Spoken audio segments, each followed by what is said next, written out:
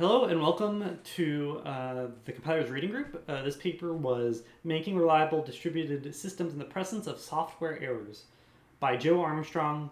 This was written in 2003. This is kind of a weird thesis because this was many decades after he made Erlang.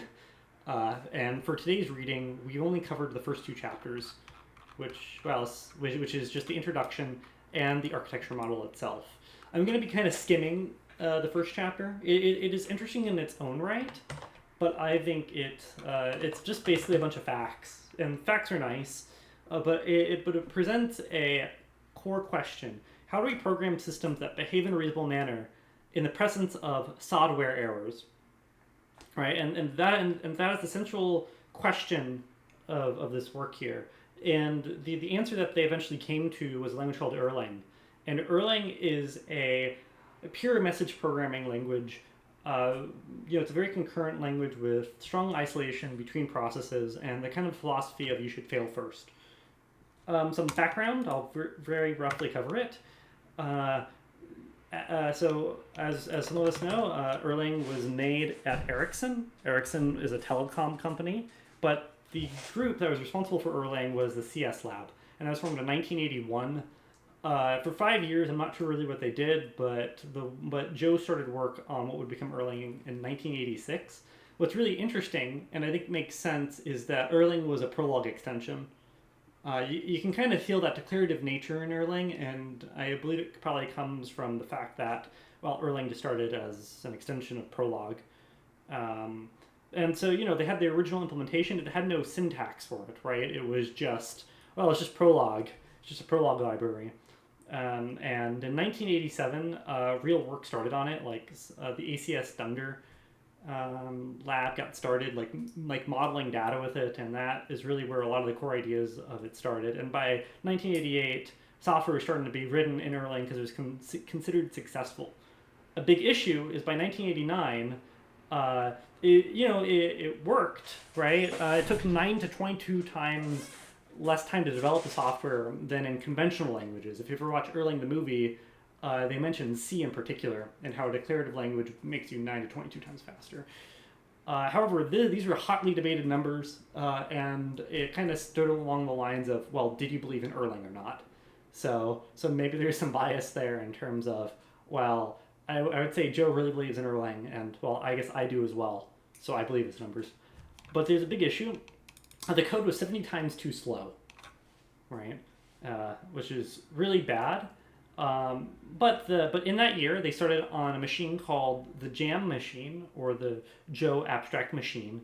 And this had 4 reductions a second. And this was way over 70 times faster. So, it's really great.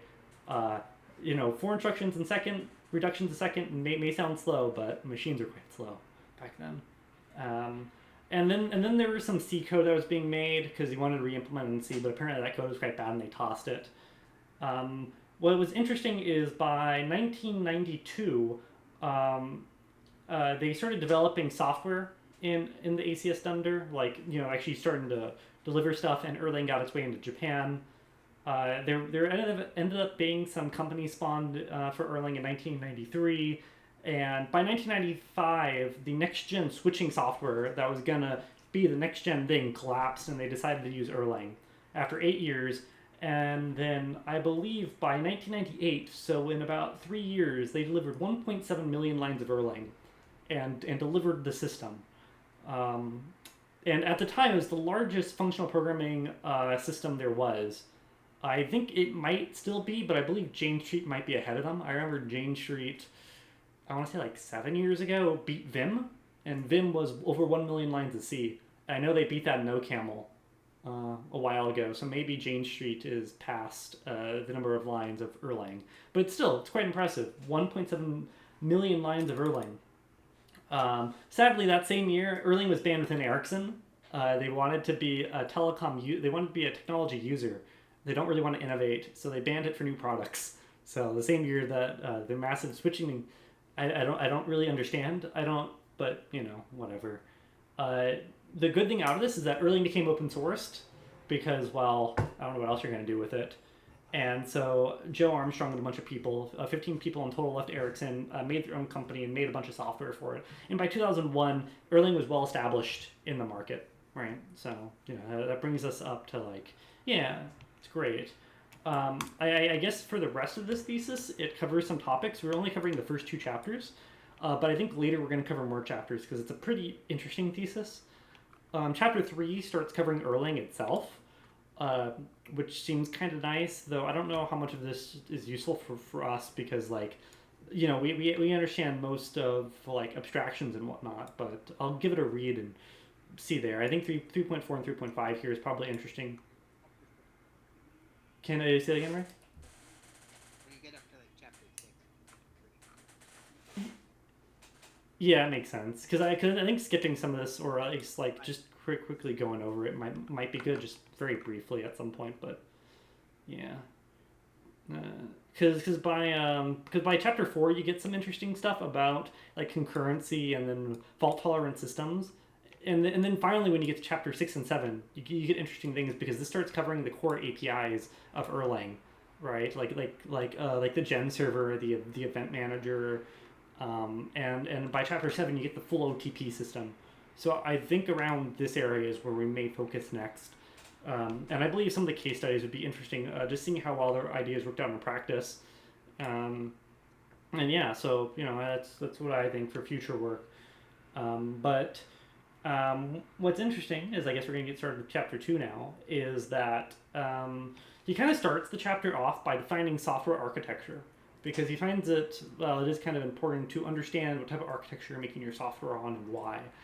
And in this case, he defines out an architecture kind of concretely, kind of a useful definition rather than the most abstract one, which is namely to say, I'll go down to the page for you guys too. Beautiful. A problem domain. You need a problem domain. You need a philosophy. You need a set of construction guidelines, a set of predefined components, a way of describing things, right? You need a way of like describing things and a way of configuring things. All these kind of make sense. To kind of get into Erlang as to why these matter, the problem domain was telecom switches, right? They wanted to make software that can handle tens of thousands of people on a single switch, right? And the downtime needs to be very minimal. I believe it is said in this paper they want 2 hours of downtime in 40 years. And that's kind of like the reliability that you need to properly operate in these type of environments. So something that he concedes that software systems like this are very large and they need complex behavior, and the market demands even more complex behavior. So the system's gonna be big and there's gonna be errors, right? At the software level or the hardware level, there's just gonna be errors, and we're gonna have to deal with it. And so it is important to be fault tolerant to both software and hardware issues. And so he does this to kind of give out a motivation of what type of components that they wanted for Erlang. One of these is they really want really good concurrency. Switching systems are inherently concurrent. They want soft real time, like things need to be implemented within a certain amount of time, or things have to happen at certain times. So timing is sometimes fairly sensitive. Things need to be distributed. So it should be easy to go from code on my machine to code on thousands of machines, right? Like it should be easy to go between the two. There's always complex functionality, and yeah, fault tolerant. You really do need to be fault tolerant.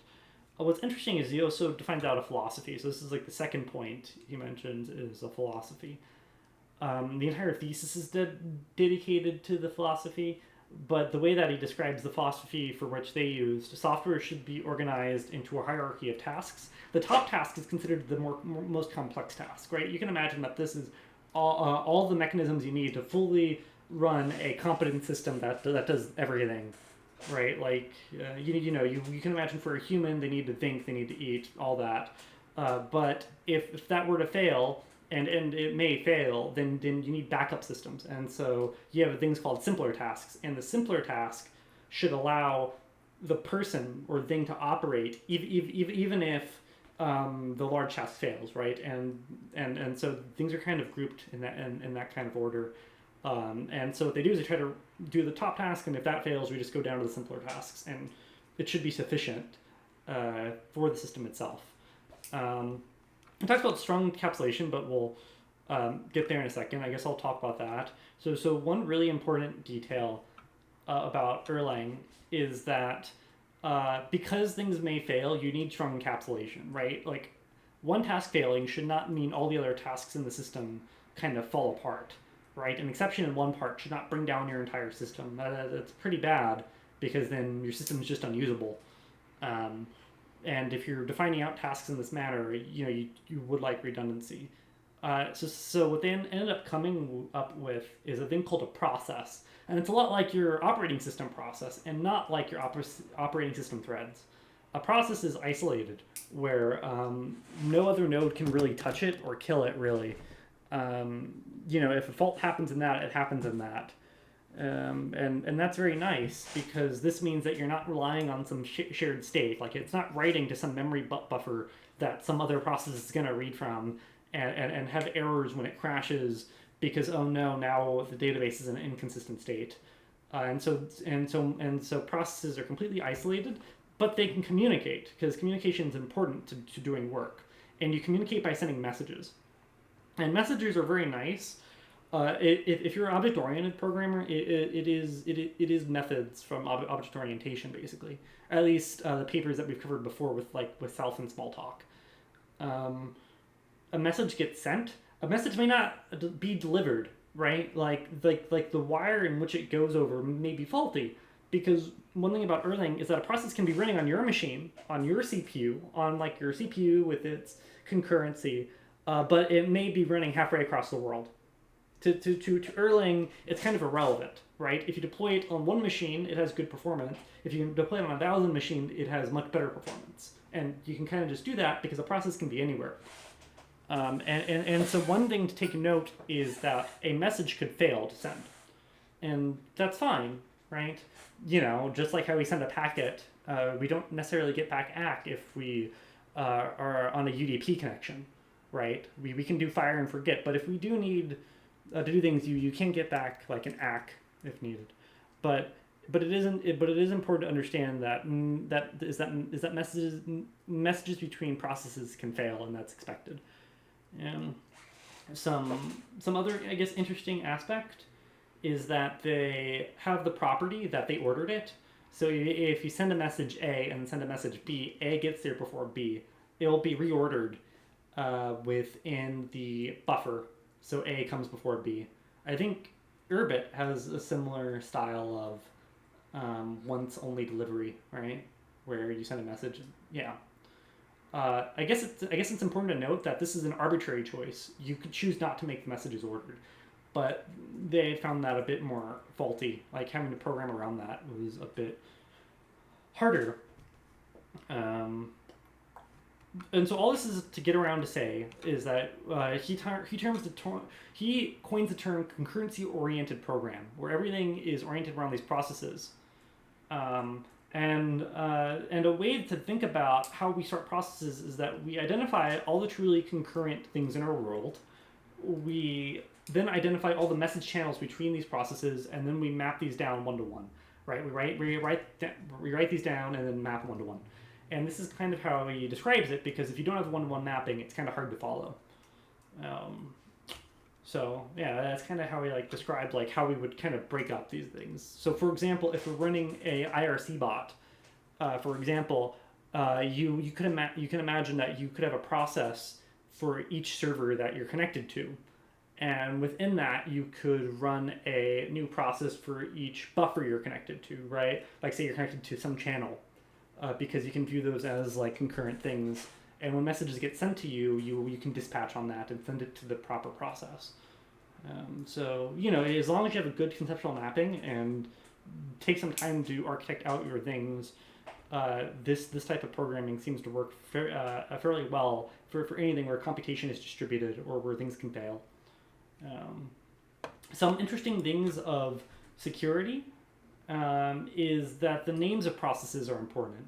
He talks quite a bit about how the name of a process must be hidden, but a parent should know the name of its children, right? Because since processes' names, an important part is processes' names are unforgeable, you cannot send a message to a process unless if you know its name, right? You just can't send a message to it.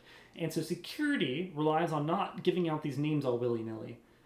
Something what's interesting is that this is a pretty strong encapsulation principle, and you see this in languages which try to scale to the real world, like the Newspeak programming language, which tries to take Smalltalk and make its module system safe for like the modern world with very different versions. It's pretty much the same principle of security by not having a reference to a place or a process in this case.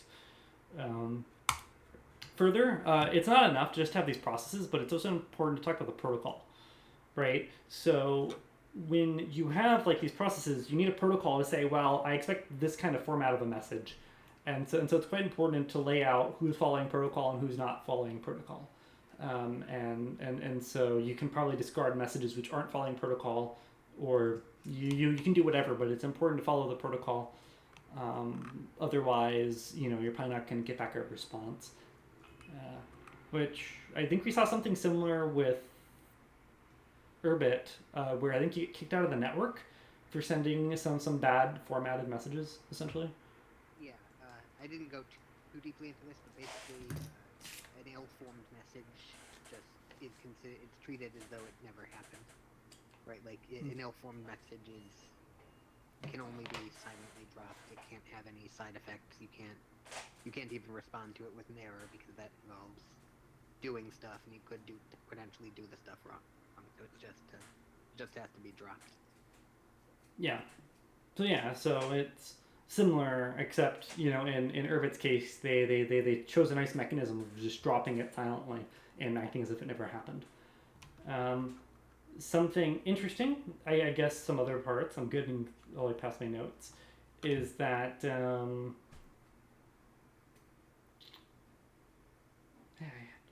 where is it? Sorry, so messages are atomic. So either you sent a message and it's fully there, or nothing happened. So you can't send half of a message. That would again break the protocol, and so that just doesn't work.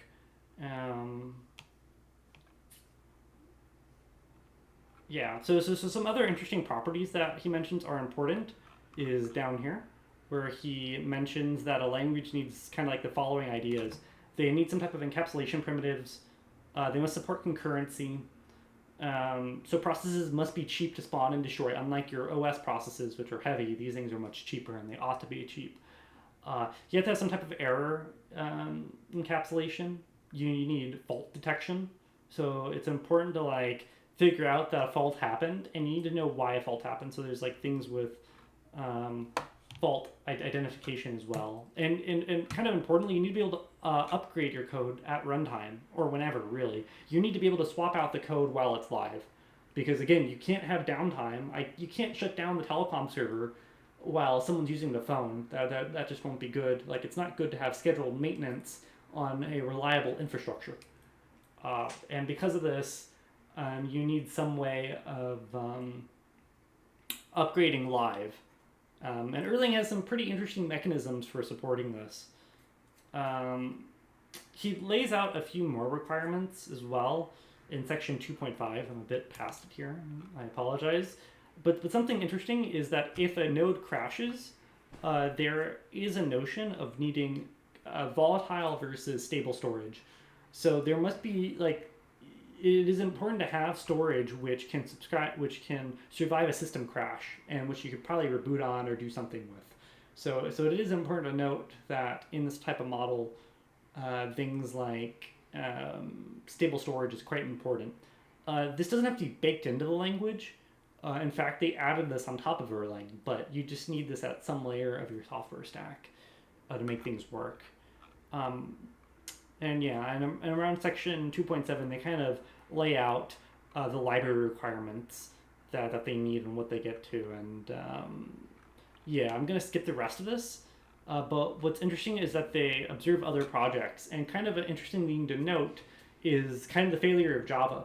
Every time you have a Java application, it needs to be in its own JVM, because that is the only safe way to ensure that a crashing of one JVM application does not take down all the other applications, right? This is kind of a failure of the JVM, and they kind of mention it here. You must have multiple JVMs live. So this means that you're wasting a lot of resources because you can't just reuse the same JVM. Colin Lisp has the same issue too, where if you run everything in one image, the image may die on you and take everything with it. This is kind of fixed by first-class environments, and that kind of mimics kind of the ability that I think Erlang has with kind of things being isolated. But it's very important to I guess look at our systems and see that they aren't really all that fault tolerant under certain conditions. And that's all that I really have for this presentation, I guess, on the first two chapters. It's a bunch of words. I think it's really important to read through and try to understand and work through yourself, because it is quite good.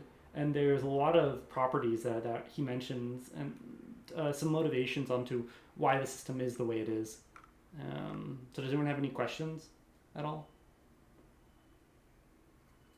There's a few nice Joe Armstrong quips in there as well. Yes, there is. Which one's your favorite? Which one is? There's one. What is it? Is it one about? Yeah. You know, names, non-forgeable names, and sharing names. It refers to primitive religion. Yes, he does. Yes, I remember that. Yeah. If you knew the name of the thing that was afflicting you, the demon that was afflicting you, then you would control them, something like that. Yep. Yeah. Basically, which is really nice. You can see there's a lot of Joe Armstrong isms. Like the paper, it says software up here, but if you read it in other places, it says sodware. It doesn't actually say software. And it's something that always sounds cute as well. I forget where it mentions that, but it is sodware. There was also some discussion in here of like the crash first, right? Yes, it is. Yep. It's like when you have some process, you know, it has to either work correctly or just crash. It doesn't attempt any sort of error handling or error recovery. That's not the responsibility of the process. That's the responsibility of its supervisor, for example. Indeed. Yes, indeed. By the way, so if you look at these software tags, these are not software; they're sodware. If you search for it, these only respond to sodware and not software. So just FYI, even though it says SOFT, it's sod. But yeah, no, I think it is important that if a process... So I guess one thing that I neglected to mention in it is that when a process fails, it's better just to crash early, because you can do more damage by trying to go off bad data, right? Like, if you don't know how to fix yourself, then don't fix yourself. Just crash and let your supervisor take care of you, because your supervisor knows more about how to restart you and resuscitate you. I think Joe Armstrong, in a talk not recently, 7 years ago, mentioned how if he's having a stroke, he can't give CPR to himself, right? Someone else must come to him and give him CPR, right? It's just kind of you cannot repair yourself, which is yeah.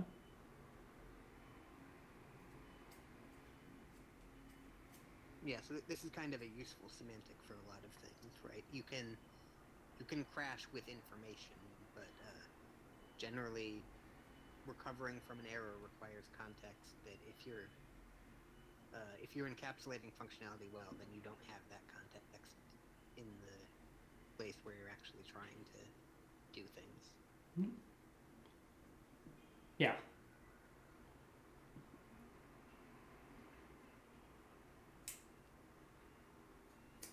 So I guess one more thing that I can show everyone is that over the weekend I decided to play with a weird syntax version of Erlang called Elixir to kind of get in the spirit. And I can show you some of the ideas in practice and kind of what some of the features of OTP gives you. I haven't gone fully deep into it, but I can show you some parts of the system. It's like a weird Erlang Ruby hybrid, so that web devs can use OTP.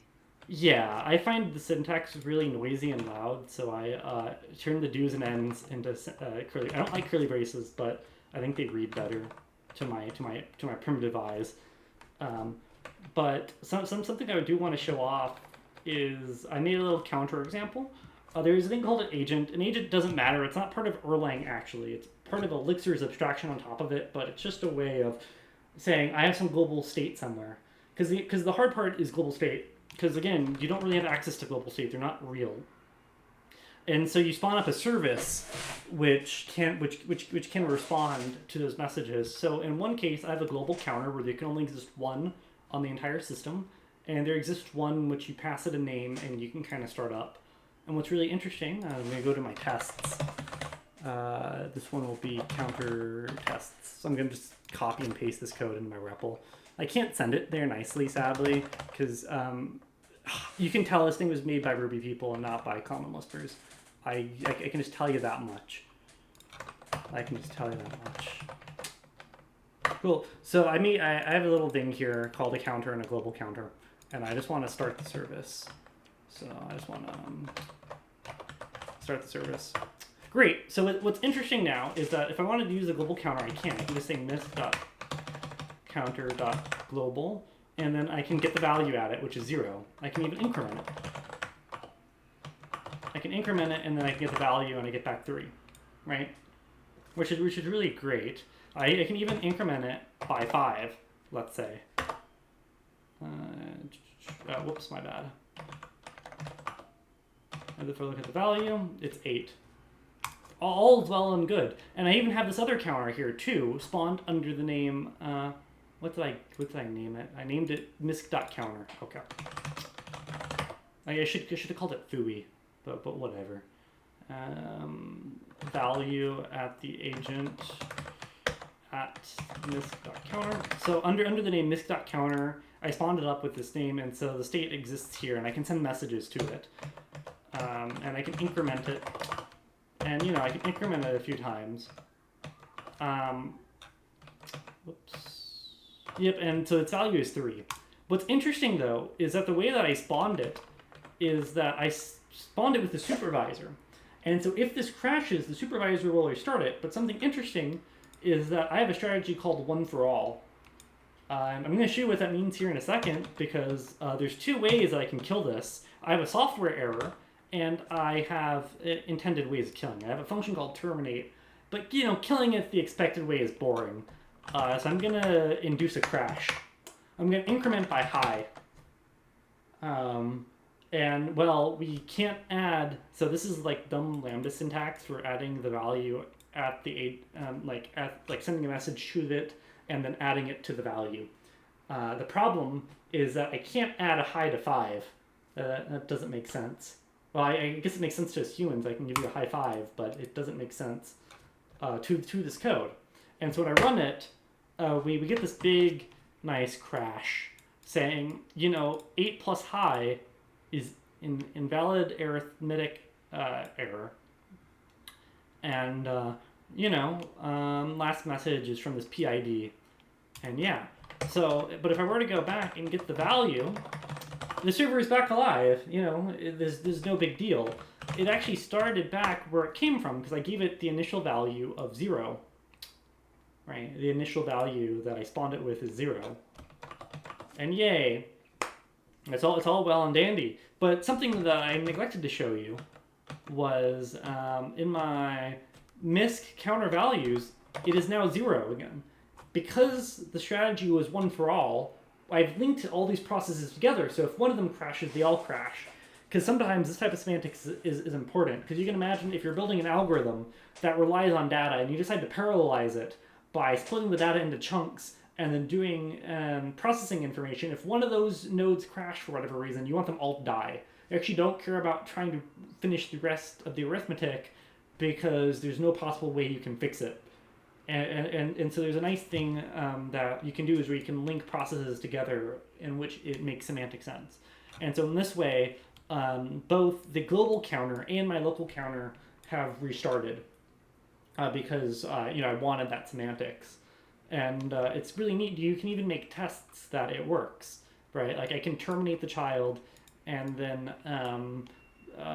and then I can make sure the value is back to 0. So you can even, what's really neat is that you can actually test your distributed system in a very clean way, right? So this kind of gives you a really nice model for testing and dealing with behaviors that otherwise you wouldn't even bother, because trying to test this in a real life software setting is a pain. Imagine how much state you have to set up to make your application work. It's horrible.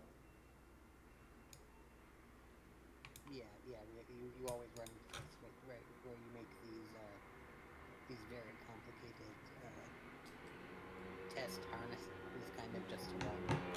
Sometimes the end-to-end test is really flaky and buggy. Indeed. I think there's a... It's kind of hidden behind this Elixir agent model, but Yes.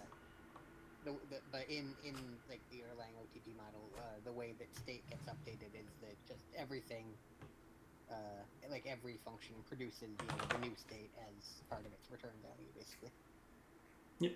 Yeah, that's what this agent is an abstraction over. It's just using GenServe, which is the Erlang model of doing it, but they just made like they just made an abstraction on top of it. But yeah, everything returns back. Like every gen server method, right? If you write a gen server, then everything on it produces like some people like okay, and then yeah, like process. Yeah, you can see here that when you init it, you get back an OK. That's why when we were sending messages, you're getting back OK from it, because the semantics of is you get back an OK along with any response or the value, basically. And if you look at here, and when we're handling a call on the stack, you can pop it and you can start it and all that, and then you can start pushing something. So I don't have any tests for the stack. I don't like starting it up.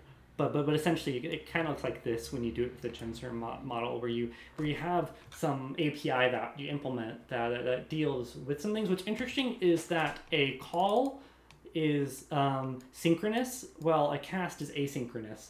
Because a cast semantically is you just send a message to a server and you're not expecting back a reply. You're just sending a message to the server to do a thing, which in this case I'm telling it to push an element onto the stack. Whereas pop, I'm saying, please pop this and send me back a message. And I actually want to handle the message now. I don't want to wait to receive it. And so what's interesting is that you can do that, and it's a very nice model. It's a very, very nice model. I think one thing that I kind of failed to mention is that because I linked the services together, I have some little code called phone home, which basically says when the process restarts, send the PID a message called alive. And that way you can monitor when the process when this process starts living. And so if we were to flush, we can see that we get the alive message because the process started up, and so it messaged me saying that it's alive. So you can add some really complex behaviors here that really in a normal system is just very, very hard to set up, and it's very baroque. And you end up modeling your entire application to get like a fraction really of the behavior. I think some other interesting aspects is, even though Joe Armstrong says that knowing the name of the process is enough to control it, you still, the important thing is that you still have control. You have root access to the system, and I think it's important that you do. And I can show you, this ships with Erlang. It's called Observer, and this is a little GUI application. I can't zoom in, I apologize. I don't know how it is. You have things like the total process, memory usage, IO band, specialized, the scheduler mutation. So it comes with that information, but it also comes with all the processes. And so if you had any questions about any of the processes that I started up, like for example, I want to see where my process that I spawned this is PID 3162, right? And there is, I think I can do I31, no, I can't do that. Where is it? 3162 L. Okay, I saved it under L. So I want to say, okay, PID is equal to L. So if I get the PID, I have the PID, and I can ask information on the PID. In this case, it tells me to use process.info, PID. And this tells me what type of things it's linked to. Like that it has some ancestors. It's linked to 3180, 3182, and one, which I can figure what those out. So you can do things like, is it genserve or is it supervisor.children spec? No, which children? I don't know which children. Let me go to PID, and you can see here that the 3182 is the misc.living, and so this one is the global counter, and this one is my other one, 3180, and you can see that they're linked here. So somewhere in here, 3180 and 3182. But you can actually inspect them from here. So if we look at, for example, let's look at the 3182. Let's order these by PID. We can actually monitor this stuff, which is really neat. This is my counter global. It has a nice name. You know, it has the number of reads, how much memory it takes, what the current function is. It's stuck in the gen server loop. So there exists a loop in which it's waiting to receive messages from, which is really neat. But what's cool is that I can inspect the state. The current state of this thing is 3. And we can confirm, because if I go to mis.counter.global and I get the value, it's 3. And if I were to increment, it is, I guess, there you go, it's 4. You see here that it changed to 4. And it talks about, and it has a parent. And what's really neat is that you can kind of just view all these things. You can see that this thing is a supervisor call, and it has these ancestors, and that it has the state here. And you can expand it. And it has different formatters. So you can format it in different ways, because, you know, the default presentation may be bad. So what's interesting is that even in a system like Erlang, they have presentations with these format functions here, and these tell you the things like the child is 3180 and 3182, and you can see here that it's a presentation system, much like Common Lisp, because kind of as you see, when you get to like complex systems like this, they basically start becoming their own operating systems, in essence. But you know, it's just really neat. You can basically look at this. So even though it semantically, like, you shouldn't be, nodes should not have access to each other's PID. You as the user should have complete control over the system, and it's important for monitoring purposes and for kind of understanding how your application actually works in practice. So yeah. That's basically all that I have. I only got this far, and a bunch of tests and stuff. I have like crash child and terminate child and stuff like that here. Just kind of playing around with what you can really do. But I'd say this framework is really nice, and the crash first mentality of if there's an error, crash immediately is really robust, I would say.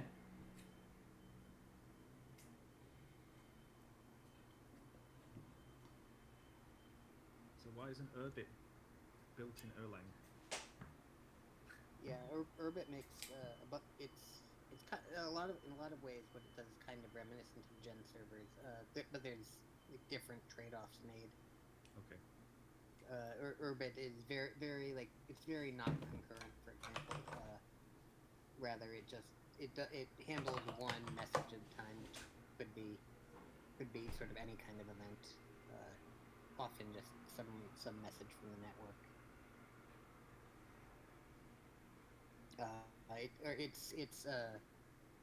The model for it is rather than messages being from other parts of your system, messages are just sort of random packets that you've received. So they're more it's more of a CQRS oriented thing than the call and cast that you have from a gen server. Like an Urbit message is either just it's what we call a poke, which is just a command.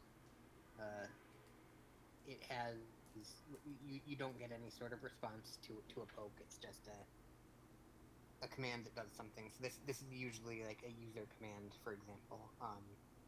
And then you have subscription, which is just kind of this global pub sub message bus that works over the network. And finally, you have just stateless querying.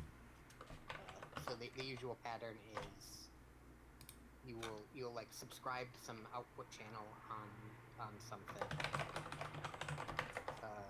A good example is like I wrote a chess program at one point. So you have some chess front end that is a program, like a user's local program runs in a web browser or whatever. Maybe it's the GNU chessboard application or something like that. But the point is, it it subscribes to an output channel representing some chess game. You know, as a front end, it can poke the application, right? It can say, I'm making this chess move. That's a command. It doesn't get any response. But you may see things on the subscription channel that represent like moves happening in the chess game. You may like in parallel have some other subscription to like a list of all the chess games that the application is servicing, so that you know that someone has started a new game. And then you also just have stateless querying, where you take like, okay, here's the ID of a chess game. Please give me a PGN file representing all the moves in that game, right? So that's it's sort of a different trade-offs for a different problem domain. But the way that the actual code is written is kind of reminiscent of gen servers in that there's the specific specific interface that you have to implement that describes your local behaviors for some application. You know, like here's how I handle pokes. Here's how I you know give my state in response to like a stateless query, right? And here's how I like manage my list of subscribers and send things down different subscription paths. And every one of these methods just it produces, you know, a list of well, it depends on what it actually is, but it produces basically a list of side effects to be given to the system and the application's new state. So like the side effect might be send a reply down this, or send a reply to the querier, or like send updates down these subscription paths, and here's the new entire application state.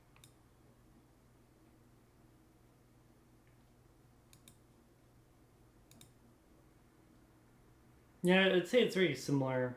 Like I think something important to I guess think about is that all these are just APIs to fulfill by a system, and there's some protocol that's going on in which you're respecting, right? Like the OKs and the replies and the no replies here aren't random. They're something that the system expects at a protocol level, and expects to be fulfilled, and yeah, it's essentially the same in Urbit with all those pokes and functionalities. It's just different set of primitives, really.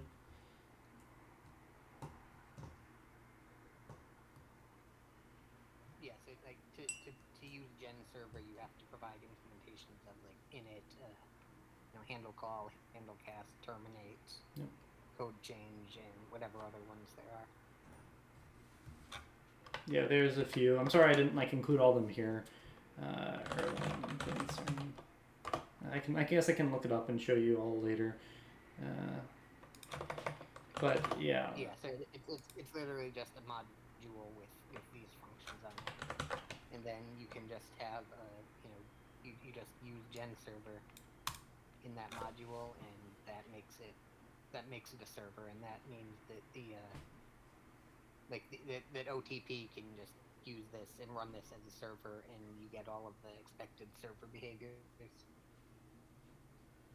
And I think this kind of goes back to Joe Armstrong's point that you should use components rather than building everything from scratch. Because trying to build this from scratch every time would be a pain, and so they kind of gave OTP as a way of solidifying all this and making a very easy architecture to kind of like do things with. Because like this is easy to implement, really. This is not very hard.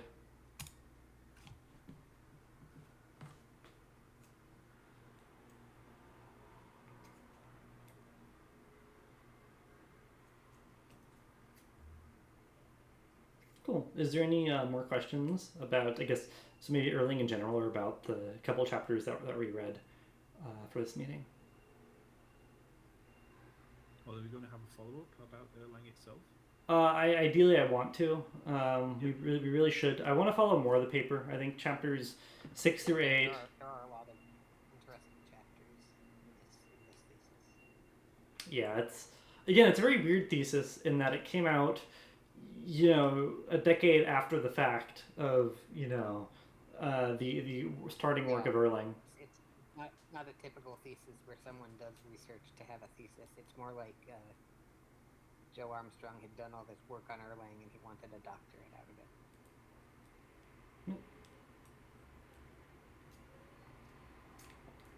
I really do like that they do show their success cases and kind of what lessons they took out of like what do you call it, an acid test, because you can actually see where the system succeeded and failed. And I think overall the project was quite a huge success because I think half our cell phones are still going through Erlang servers.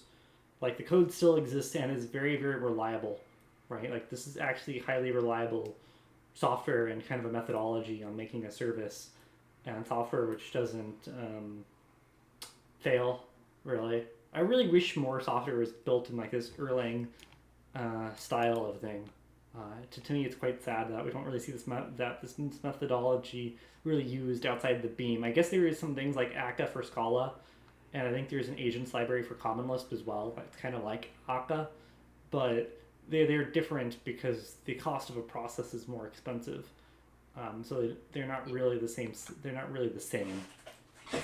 Yeah, and as you've seen with like with Elixir and so on, a lot of web devs, well, not a lot, but some reasonably sized minority of web devs realize that instead of dealing with all the crazy web dev stuff that people use to try to make web applications not crash under load, they can instead just use OTP, which already doesn't crash under load.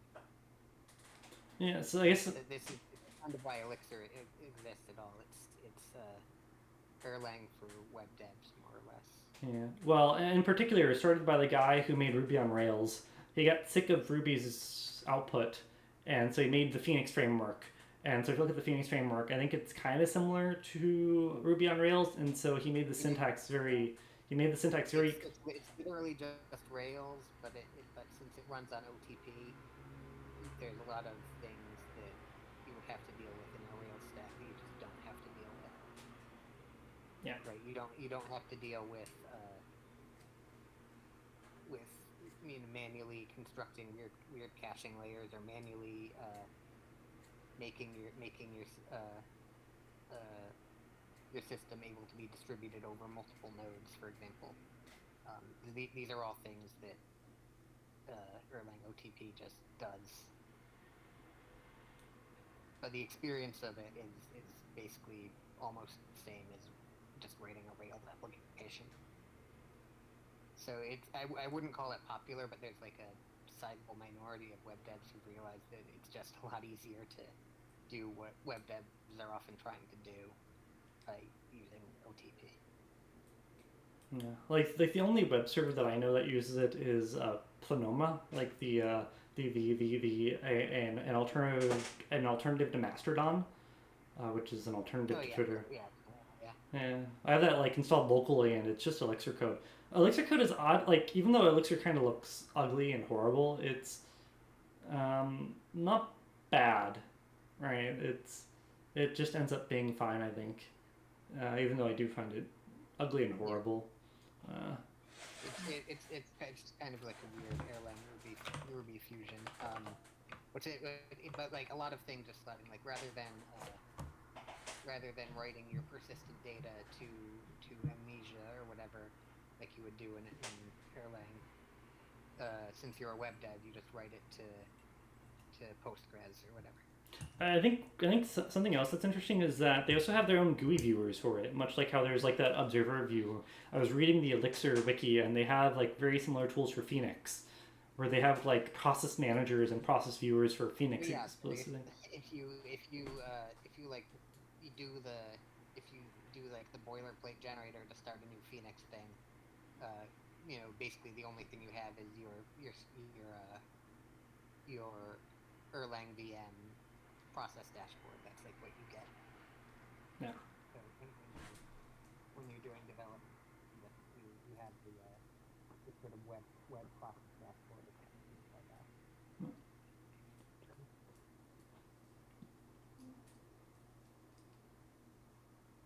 But yeah, I think there's some things in Elixir that aren't in the spirit of Erlang, like running tests. Like they expect a very batch style of doing it, which is really awkward, and the tooling is weird, which shouldn't be. Kind of just they're kind of like Ruby on Rails application tests.